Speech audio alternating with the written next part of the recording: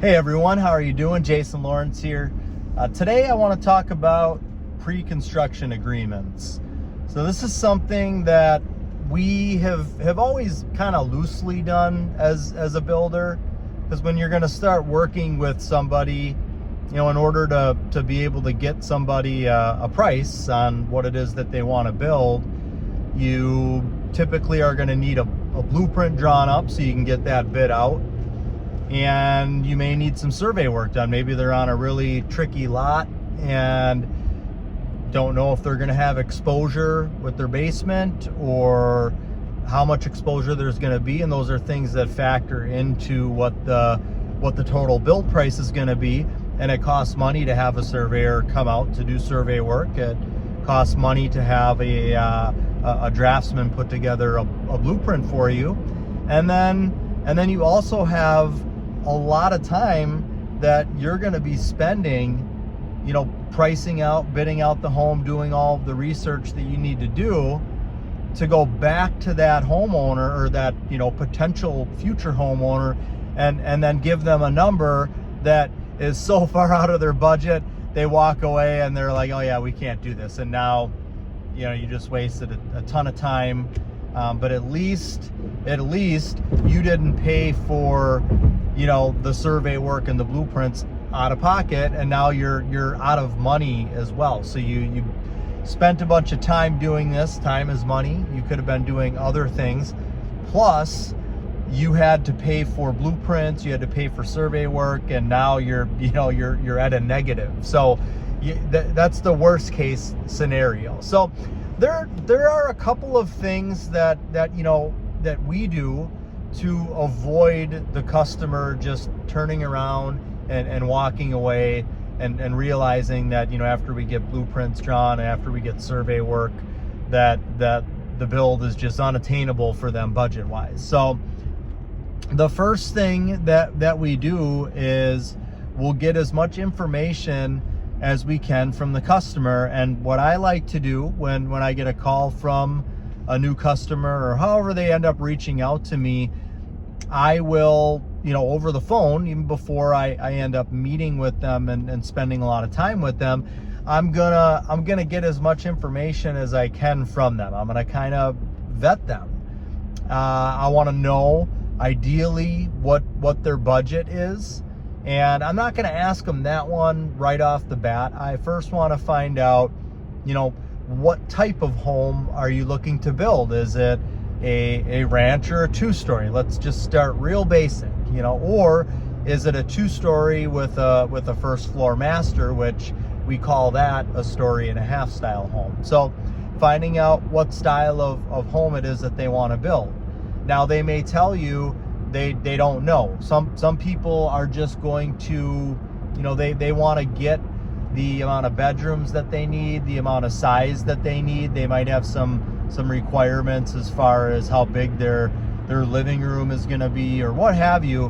But as far as it, being a 2-story or a 1.5-story or a ranch, they may tell you, well, hey, whatever works the best price-wise. Now, just for your own information, the scale of pricing with homes goes like this. So the most cost efficient type of home to build is a 2-story, and that is the type of 2-story where you've got the same amount of square footage on the first floor as you do on the second floor. And then from there, it's most likely going to be a ranch home. And unless the ranch is going to be like 3,000 square feet because, they want to have 4 bedrooms plus an office, Jack and Jill bathroom, all kinds of stuff. And you end up having this huge foundation and huge roof. Then in that case, it actually might be more cost efficient, depending on the plan, for the home to be a 1.5 stories. Because so a lot of times you're going the ranch way because somebody says, well, they want their master bedroom on the first floor. They don't care if the kids' bedrooms are upstairs or on the first floor, but they want their master on the first floor. So if they want the master on the first floor, but they need all these other rooms, and now you're coming to the determination that, yeah, this is going to be a huge ranch, then it's probably more cost efficient to go up. You know, you still got the master and the office and your, you know, living room, kitchen, eating area on the first floor, but now you're putting the bedrooms up on top of and above where like the kitchen and the eating area is. And in turn, that's going to give you, you know, if you want, 2-story ceilings in the foyer and in the great room in most cases. So that's kind of the scale of order when it comes to pricing out the home. So somebody, again, if they say they don't really know what they want, but they need this and that, then you can kind of determine which one would be best.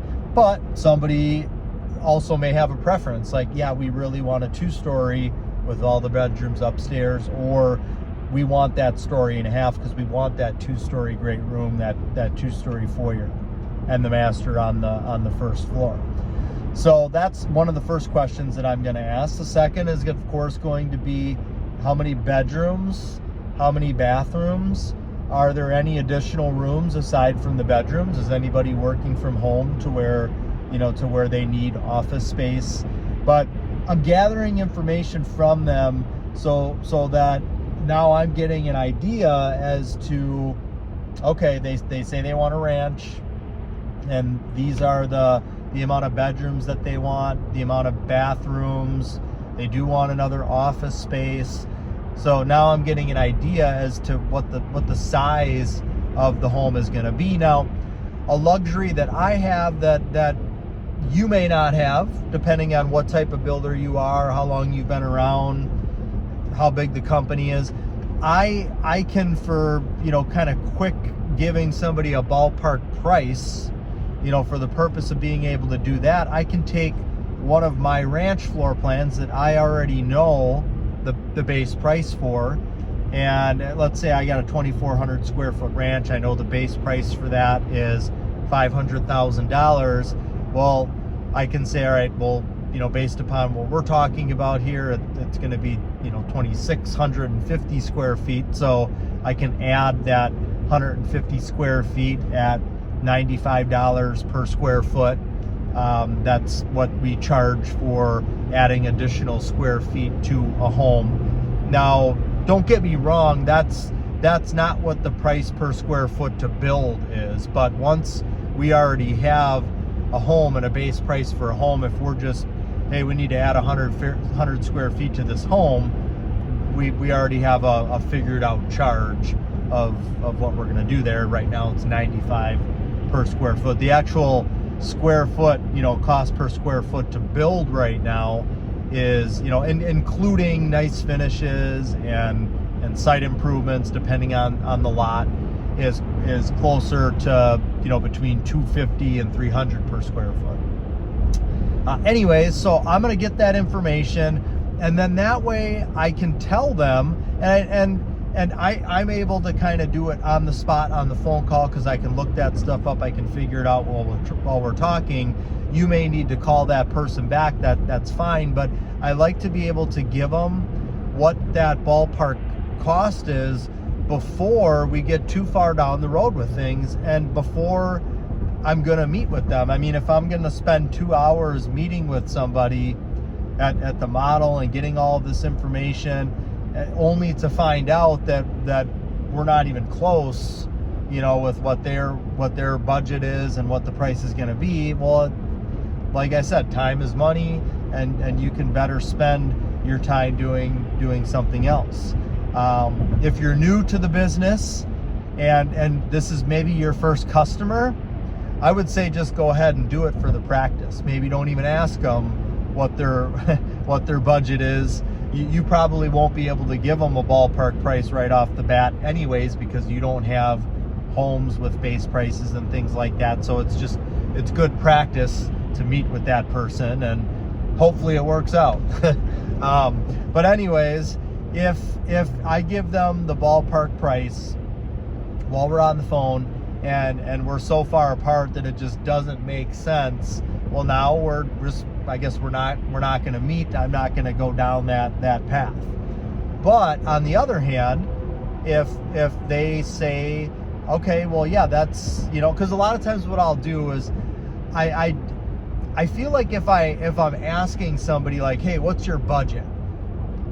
If I'm the potential customer and I'm jumping into the mind of the potential customer, I'm always thinking to myself as the builder, I'm thinking, well, the customer's probably thinking he just wants to know how much he can charge me. I'm not gonna tell him what my full budget amount is. So, and yeah, I mean, that is a thing. I think that is definitely something that can happen, and some people do think like that. So for me, I would rather find out all of the information and then give a ballpark price, and then ask them like, hey, is that in the ballpark? And then if it's in the ballpark, or even if they're like, well, it's a little higher than where I wanted to be, but if they say that means that it's in the ballpark. So you if you're in the ballpark, then you can move forward with getting that meeting set up.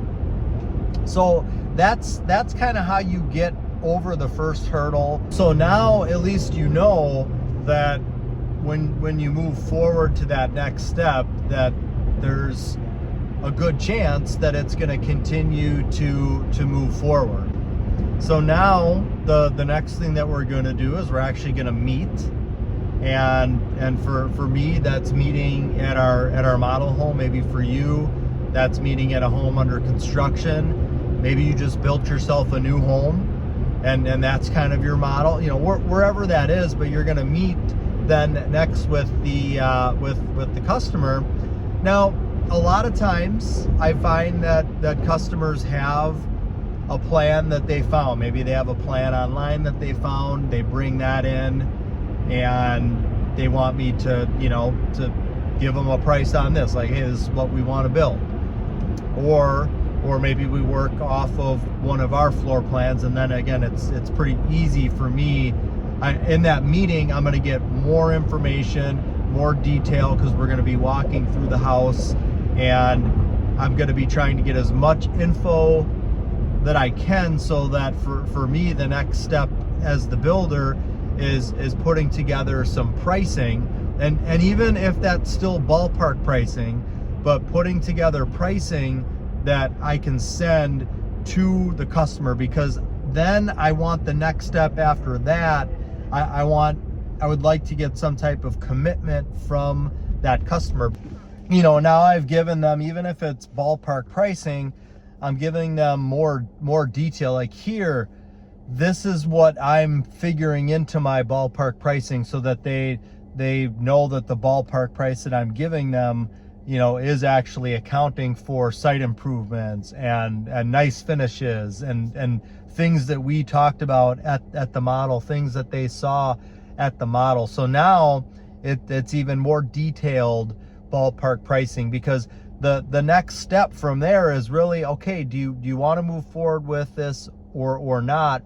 And if they do want to move forward with it, then we need to be able to put together an exact price for the home. So that means that we need to take your concept drawing, we need to take the internet plan that you brought in, whatever it is, and we need to get that priced out. So however we do that, and with us, it is having our draftsman draw it up as a full construction set of blueprints, where we've got a foundation plan, we've got electrical plan, we've got all the elevations, all the information we need, so that we can send that plan out and we can get exact pricing from everybody on it. That's really the only way to do it. But in order to do that, we don't have an in-house draftsman, and you might as a builder. So if you do, this is actually an opportunity for you, no matter what happens with this customer, to make money on this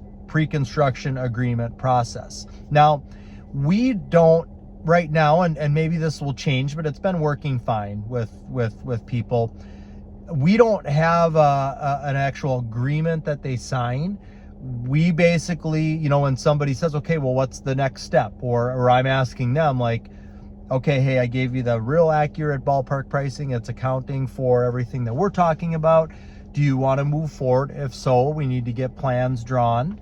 And in order to do that, and survey work going, depending on the job. And so, Mr. Customer, Mrs. Customer, if you want to do that, we have a $6,000 deposit that we require, because we need to, pay the draftsman to have those plans drafted. We need to pay for survey work. So that's what the, for us, it's a deposit. So we do tell the customer that if you move forward and build with us, and whatever total that I end up giving you, this amount gets subtracted from the total. So in order for them to move ahead, in order for us to move ahead and come up with an exact price for the build, which we need blueprints, we need survey work in some cases, we're gonna be spending some of that, maybe all of that or most of that $6,000. Now here's where there could be some change with us, and here's where you could do it differently. So let's say it's a big house, there's a lot of survey work that's going to get done, and maybe that entire $6,000 gets eaten up with the cost of blueprints and survey work, but me as the builder still spent how many hours sending that plan out, sending all the information out, putting the pricing together, meeting with the customer multiple times, meeting with the customer to go over the pricing, and then only to find out that, well, my ballpark wasn't as accurate as I thought it was, or I don't know, whatever ends up happening, and the customer just says, well, no, that's not going to work. They walk away. You as the builder didn't, actually lose money, physical money, because that $6,000 covered blueprints and survey work, but you did kind of lose money because you spent all of this time that you're not going to get back. So here's where things could be a little bit different. You can have, like, a client of mine has an actual agreement that he gives to the customer that will spell out, like, this is what the deposit is, this is what it covers. If something happens and you walk away, this is not refundable. This is what it's covering, meaning we're going to get blueprints drawn, we're going to do some survey work, we're going to give you an exact price, and at that point in time, I, the builder, we just have an agreement upon this. This is our pre-construction agreement.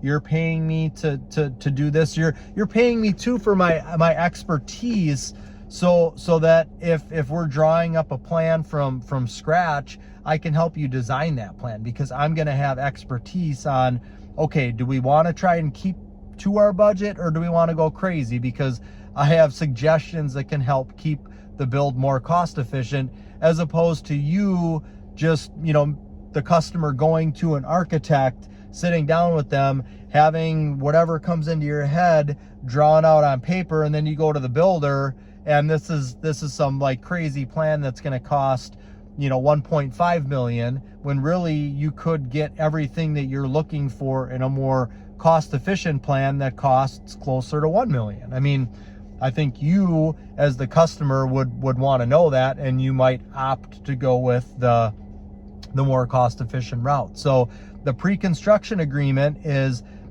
you're hiring me for my expertise, number one. Number two, I'm going to actually give you blueprints. And then once you have those blueprints, you're free to do whatever you want with those blueprints. Now, in most cases, as long as you don't screw things up, the customer's going to move forward with you. But they do like to know in the beginning, like, hey, let's say something doesn't work out, you own these prints now. So that's something that the customer sees and says, okay, yeah, I like that part of the agreement. And then, hey, I'll do survey work for you, I've got the surveyor, yada yada yada. and this is what the price is. And you can even put in there too, some of this price, maybe it's $10,000 that you're going to charge. It could be a case-by-case basis. If it's somebody that is looking to do a huge house, and that this is something that's going to be, over $1 million, then, maybe it's $10,000 for that agreement. And you can even spell out in there too, like, hey, you know, myself as the builder, not only am I spending time with you, not only am I spending time getting things to the draftsman, communicating to the surveyor, I'm also going to be spending time, you know, pricing this out. That takes a lot of time. That takes a lot of time to send that plan out to everybody, to give information to everybody, to get everything back from them, to follow. I mean, not to mention, like, you send the plan out to the framer or to the lumber company. It's not like they just turn it around the next day and like, oh, here's your bid. You're on them. You got to be on them. And with some of the contractors, you got to stay on them quite a bit. So there's a lot of work involved with bidding out a house, especially if it's a big custom house. So you want to get paid for your time. So you've got this pre-construction agreement, and somewhere in there it spells out, and it's not going to say it exactly like how I'm going to say it, but it spells out, hey, me as the builder, I have the option to walk away from you. Like, maybe we get through this pre-construction process and I just decide, you know what, I can just foresee that this is going to be, it's not worth taking on this job. I can foresee that we're going to be butting heads, that there's going to be issues with things, and I'm fine with a little bit of money. I didn't make as much as I would on a house, but I paid for my time and I made some money here. So you've got that separate pre-construction agreement, and maybe